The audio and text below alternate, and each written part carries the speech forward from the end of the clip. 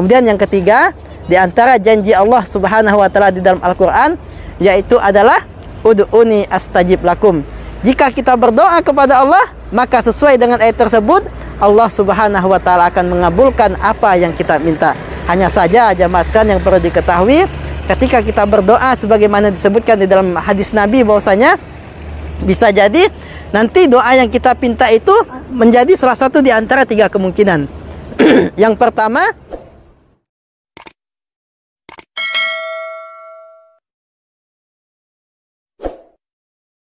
Bismillahirrahmanirrahim. Assalamualaikum warahmatullahi wabarakatuh.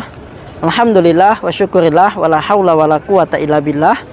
Allahumma salli wa sallim wa barik ala nabina Muhammad wa ala alihi wa sahbihi ajma'in, amma ba'du.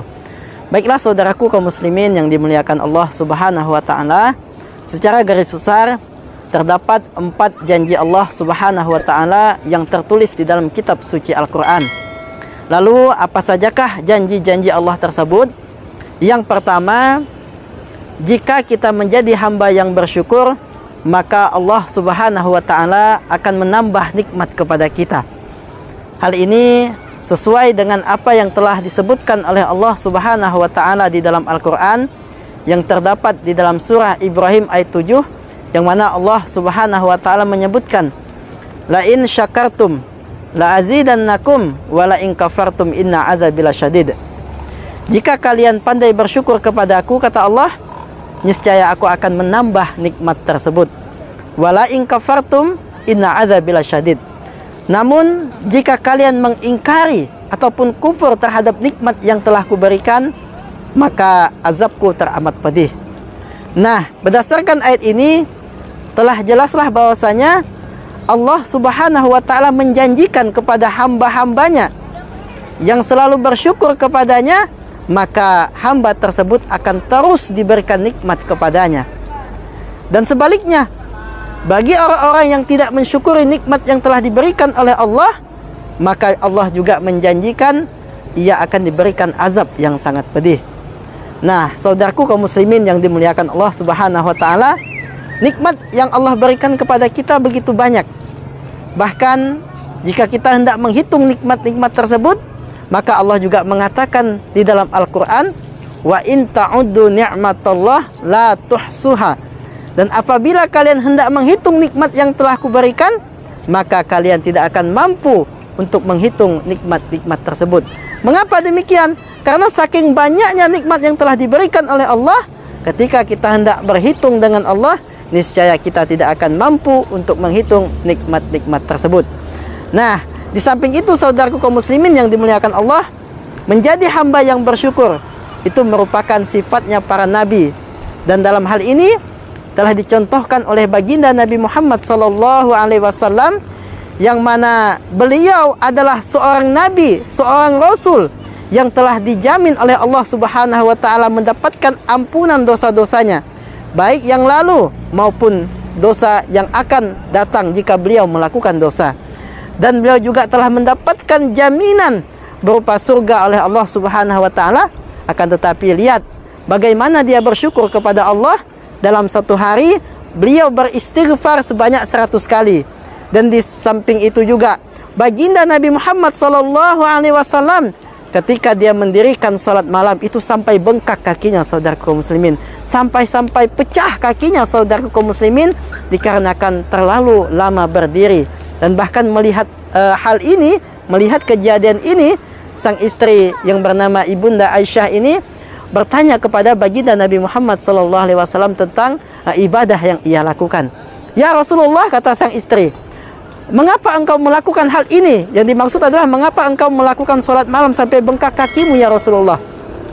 Bukankah engkau telah dijamin oleh Allah masuk ke dalam surga? Dosa-dosamu telah diampunkan oleh Allah Subhanahu wa taala. Namun yang sangat mengejutkan jamaah sekalian, saudaraku kaum muslimin, jawaban dari baginda Nabi Muhammad SAW mengatakan kepada sang istri, apa kata baginda Nabi Muhammad SAW? Salahkah jika aku menjadi hamba yang bersyukur kepada Allah Subhanahu wa taala? Nah, ini yang pertama, ketika kita bersyukur, maka Allah Subhanahu wa taala akan menambah nikmat kepada kita, dan jika kita ingkar, maka Allah akan memberikan azab kepada kita.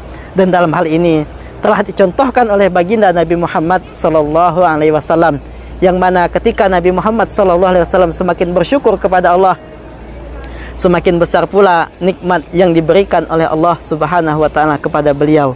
Nah, lalu yang kedua, di antara janji yang telah Allah Subhanahu wa taala sebutkan di dalam Al-Qur'an, yaitu adalah ketika kita mengingat Allah, maka Allah akan ingat kepada kita. Hal ini juga telah disebutkan oleh Allah di dalam Al-Qur'an, fadhkuruni adzkurkum. Ingatlah kepadaku, kata Allah, niscaya aku akan ingat kepada kalian. Nah, jika kita ingin diingat oleh Allah, maka langkah yang harus kita lakukan adalah kita harus selalu mengingat Allah Subhanahu wa taala. Mengingat Allah yaitu dengan selalu melaksanakan ketaatan kepada Allah Subhanahu wa taala, di antaranya adalah melaksanakan perintah-perintah Allah dan menjauhi semua larangan-larangan Allah Subhanahu wa taala. Di antara perintah-perintah itu adalah mendirikan sholat 5 waktu, berpuasa di bulan Ramadan, kemudian melaksanakan ibadah haji bagi yang mampu, dan banyak lagi ibadah-ibadah lainnya yang tidak dapat kami sebutkan satu persatu di sini. Begitu juga dengan menjauhi larangan-larangan Allah adalah yaitu tidak menyekutukan Allah, kemudian tidak berbuat zalim kepada manusia, tidak melakukan hal-hal yang dibenci oleh Allah Subhanahu wa taala. Maka kalau ini kita lakukan, hal tersebut merupakan cara kita mengingat Allah Subhanahu wa taala. Dan ketika kita sudah ingat kepada Allah, jamaah sekalian yang dimuliakan Allah, maka tentu Allah akan ingat kepada kita. Dan ketika Allah Subhanahu wa taala ingat kepada kita, maka hidup kita akan menjadi terasa lebih indah, jamaah sekalian. Ini yang kedua. Kemudian yang ketiga, di antara janji Allah Subhanahu wa taala di dalam Al-Qur'an, yaitu adalah ud'uni astajib lakum. Jika kita berdoa kepada Allah, maka sesuai dengan ayat tersebut, Allah Subhanahu wa taala akan mengabulkan apa yang kita minta.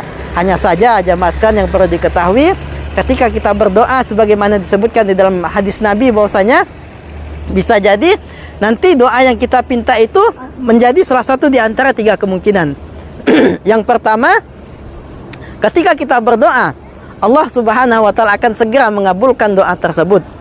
Kemudian yang kedua, Allah akan mengakhirkannya di akhirat kelak. Maksudnya adalah ketika kita berdoa dan belum dikabulkan di dunia, maka Allah akan memberikan hasil daripada apa yang kita pinta kepada Allah tersebut di akhirat kelak, yaitu dengan memberikan berbagai macam kenikmatan berupa pahala di akhirat kelak. Kemudian yang ketiga, bisa jadi ketika kita merasa belum dikabulkan, akan tetapi Allah Subhanahu wa taala telah mengabulkan doa tersebut, yaitu dengan memalingkan kita dari melakukan berbagai macam kemaksiatan. Nah, ini yang perlu diketahui jamaah sekalian. Nah, maka dari itu ketika kita berdoa, hendaklah kita melakukan adab-adab, di antaranya berdoa dalam keadaan suci, kemudian menghadap kiblat, dan juga kita berdoa mengawali doa tersebut dengan memuji Allah Subhanahu wa taala. Dan setelah memuji Allah, kita bersalawat kepada baginda Nabi Muhammad SAW. Bisa juga dengan menyebut Asmaul Husna, nama-nama Allah Subhanahu wa taala. Kemudian kita beristighfar, lalu kita memohon kepada Allah Subhanahu wa taala terhadap apa yang kita minta. Insya Allah kalau kita berdoa dengan adab-adab tersebut, maka Allah Subhanahu wa taala akan lebih cepat mengabulkan doa kita ketimbang kita tidak melakukan adab-adab di dalam berdoa. Nah, kemudian yang keempat, jamaah sekalian yang dimuliakan Allah Subhanahu wa taala, di antara janji Allah Subhanahu wa taala yang pasti akan Allah Subhanahu wa taala penuhi, yaitu ketika kita memohon ampun kepada Allah Subhanahu wa taala, Allah akan menyelamatkan kita dari azabnya. Hal ini telah Allah Subhanahu wa taala sebutkan di dalam Al-Qur'an yang terdapat surah Al-Anfal ayat 33, yang mana di situ Allah Subhanahu wa taala menyebutkan bahwasanya jika kita memohon ampun kepada Allah atas semua dosa-dosa yang kita lakukan, maka Allah Subhanahu wa taala akan menghindarkan diri kita ini dari azabnya yang pedih. Maka dari itu, saudaraku kaum muslimin, kami mengingatkan dari pribadi dan para saudaraku semua di luar sana, kita ini bukanlah hamba yang terbebas dari dosa dan kesalahan. Kita ini adalah hamba yang banyak melakukan dosa dan kesalahan. Bahkan di dalam sebuah hadis Nabi, dengan tegas Nabi Muhammad SAW menyebutkan, kullu bani adam khata'un wa khairul khata'ina at-tawwabun. Setiap anak cucu Adam itu, kata baginda Nabi, pasti pernah melakukan dosa dan kesalahan, dan sebaik-baik dari mereka yang bersalah adalah mereka yang segera memohon ampun, meminta ampun kepada Allah Subhanahu wa taala atas dosa-dosa dan kesalahan yang ia lakukan. Maka dari itu, kalau kita memiliki dosa, beristighfar, memohon ampun kepada Allah Subhanahu wa taala, insya Allah dengan hal tersebut akan memadamkan murkanya Allah, akan menyelamatkan kita dari siksanya Allah, dan Allah juga akan semakin mencintai kita. Innallaha yuhibbut tawabina wa yuhibbul mutatahhirin. Sesungguhnya Allah Subhanahu wa taala sangat mencintai orang-orang yang bertaubat dan orang-orang yang senantiasa mensucikan diri mereka. Semoga kita termasuk hamba-hamba yang selalu bertaubat kepada Allah, yang selalu mendapatkan rahmat Allah, dan semoga kita semua diwafatkan oleh Allah Subhanahu wa taala dalam keadaan husnul khatimah, diselamatkan dari siksa kubur, siksa neraka, dan siksa yang ada di akhirat kelak. Kita berharap semoga Allah Subhanahu wa taala memasukkan kita semua ke dalam surga Firdaus bersama baginda Nabi Muhammad sallallahu alaihi wasallam. Sekian tausiah yang dapat kami sampaikan. Mohon maaf bila terdapat kesalahan dan kekurangan di dalam penyampaian kami. Hanya kepada Allah lah kami mohon ampun atas semua dosa-dosa dan kesalahan. Subhanakallahumma bihamdika asyhadu an la ilaha illa anta astaghfiruka wa atubu ilaik. Assalamualaikum warahmatullahi wabarakatuh.